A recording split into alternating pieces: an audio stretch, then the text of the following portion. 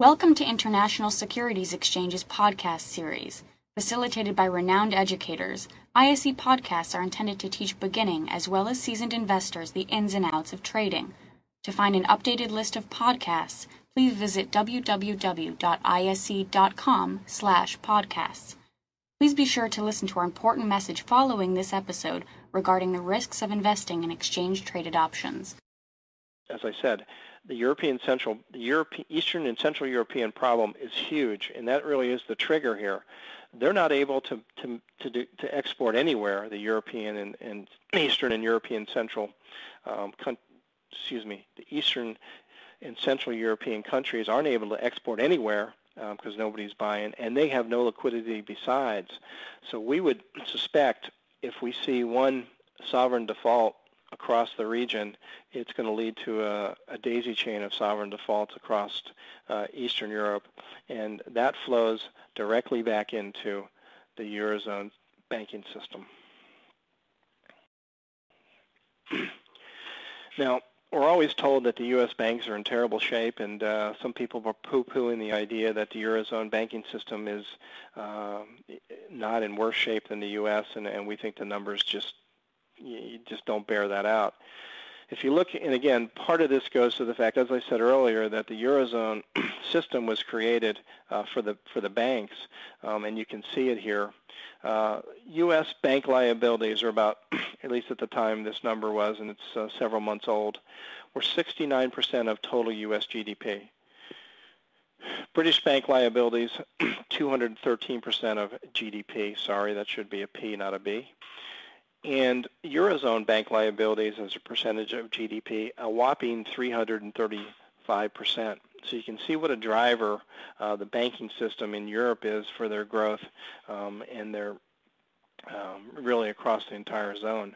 But that's turned into a huge liability now that they've lent to everybody and their mother during the upswing in the cycle. And as I said, the G20 debate really turned on trying to get the U.S. taxpayer on the hook for this, and that's why you saw, if you think back during the G20, you saw Prime Minister Brown and President Sarkozy of France attack the U.S. In a fairly vicious way. They were trying to shame them into ponying up for some of this problem, for the U.S. taxpayer. We did commit to making, I forget how many billion, 100 billion or so investment into the IMF. But when you go back and you look at the size of these numbers are trillions. These aren't billions here. And the Eurozone, Eurozone in general has put together a $250 billion package recently to help save the banks. When you have 7.7 trillion, 250 billion is really a drop in the bucket. It's really odd that we're talking in these numbers are just astronomical, but it goes to how much over-leveraged the global economy got during the last upswing because of free credit and the creation of derivatives and all this lending by the banking system. It was very easy to do. So these throwing 250 billion at it or 100 billion there doesn't do much for the problem. So the problem, again, back to Friedman, some other comments. He talked about in a world of floating exchange rates, in the time he was talking about Italy, the euro becomes really just a straitjacket for them because there's, again, when you have these problems of productivity in your system, the currency devalues in a way such as, and is your pressure gauge. They don't have these right now because they're all anchored with the euro.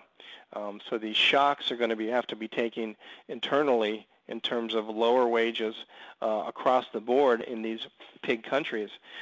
And so think of what happens when you have lower wages. You have lower wages in these pig countries and other countries across the Eurozone, which means lower demand. And lower demand is another problem because if you have lower demand, then you don't have export demand. So again, it reduces the incentives for Germany and puts more and more pressure on Eastern and Central European countries if they start to make these adjustments internally. Now, Spain is a great example. Now, Spain of the PIG countries, the concern really has always been Italy, but Spain is moving up on the risk scale very, very fast. As I said, Germany's incentive is fading. We wrote this to our clients a couple of days ago based on some information that came out, what's going on in Spain. Spain's federal deficit is already well beyond the treaty limits in a very, very big way. I forget what the number is, and I should have had it on here. I apologize, but they've blown out their treaty rents in a very big way, and it's getting worse because tax revenues are fading across Spain because of the fact that unemployment is now surging towards 20%. Now, 20% unemployment. They've had an implosion of their housing market that went along with the credit crunch. So there's a huge amount of toxic debt inside the system of Spain.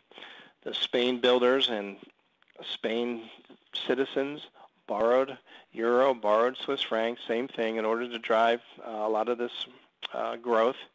And now they have all this debt in the system and rising unemployment. And they also have something that's very, very nasty going on in Spain, and you're starting to see this across Europe. Rising deflation. Spain reported a year-over-year deflation rate in consumer price index for the first time since 1952, just the other day, from March, for the month of March, actually, it was reported. When you have massive debt and leverage on in your system, and you have deflation, it's really the worst of all possible worlds, because deflation, when you have debt, leads to a massive amount of bankruptcies. It really forces up the value, or at least the relative pain in your debt when you have a deflationary environment. This is why governments try to inflate their way out of over leverage or over debt. Deflation is the worst possible environment. Trichet talked about it today, that the concern for prices is to the downside, and he's looking at places like Spain. And you can bet if this is going on in Spain, it's going on in Greece, and it's going on in Italy. And we know deflation is probably rising across the emerging markets because they have no demand and they have no exports, and people are going into their shell. So we have not only these incentives across the system changing, but we have rising deflation across the entire Eurozone that makes this debt problem, which is already astronomical, that much worse. We said that really the country has no ability to adjust because they're not on a floating rate currency. They're stuck with the ball and chain of the euro around their ankle. Spain has to reduce its wage rates in a huge way to maintain its relative competitiveness in the system. And as I said before, when you have riots already across the Eurozone in a lot of countries because of the potential austerity, and we haven't seen that much austerity yet, you can bet that the political pressure would be tremendous if they forced wage cuts all across the Eurozone system. So again, we're watching that. We're watching the political fallout from that, which is as real a concern as anything financial, because one thing leads to another. They're very, very tightly linked. So the reality is the risk is rising, and as I said, Spain is probably not the biggest problem in the Eurozone.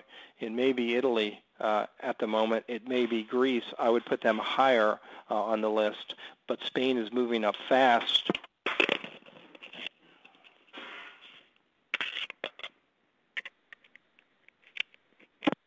Sorry, I dropped my phone.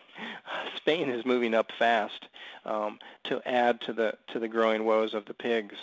And the reality is this: if we wake up one day and one of these countries says we're going to leave the Eurozone, the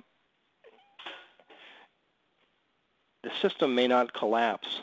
The system may stay fine if somebody leaves the zone, but you can bet the euro would take a major, major hit if somebody leaves the zone.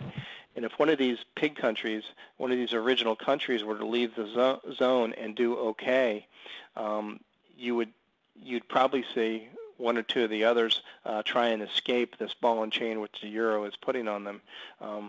This leads to, needless to say, a lot of chaos across Europe, especially given the exposure that the banking system has. Thank you for listening to our podcast. To find more podcasts on options, stocks, alternative markets, and market data, please visit www.isc.com/podcasts.